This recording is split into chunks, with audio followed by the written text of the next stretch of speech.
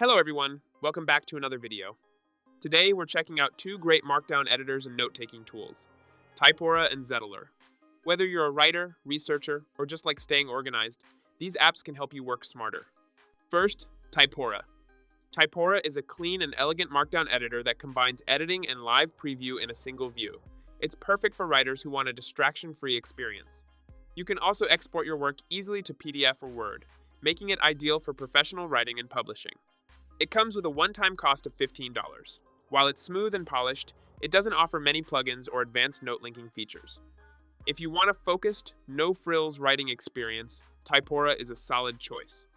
Next, Zettlr. Zettlr is a free, open-source Markdown editor designed for researchers, writers, and academic workflows. It supports citations, multi-format exports, and has built-in organization tools for projects and writing. With Zettlr, you can link notes internally, see connections in a graph view, and keep all your files stored locally, no forced cloud sync so your data stays private. It's excellent for structured workflows like academic writing, research, or long-form projects, while remaining open source and privacy-focused. One user said this Markdown editor is simple, beautiful, and easy to use, with excellent export functionality.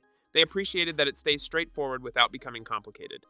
Another user praised Zettlr as a powerful tool for researchers and writers, highlighting its citation support, local file storage, and graph view for organized project management. So, if you're looking for distraction-free writing, Typora is perfect. If you want an organized, research-focused workflow, Zettlr is an excellent choice. Comment below if you've tried either of these apps, and let us know which one fits your workflow best. If you found this video helpful, don't forget to like, subscribe, and hit the bell for more honest app reviews and comparisons. Thanks for watching, and I'll see you in the next video.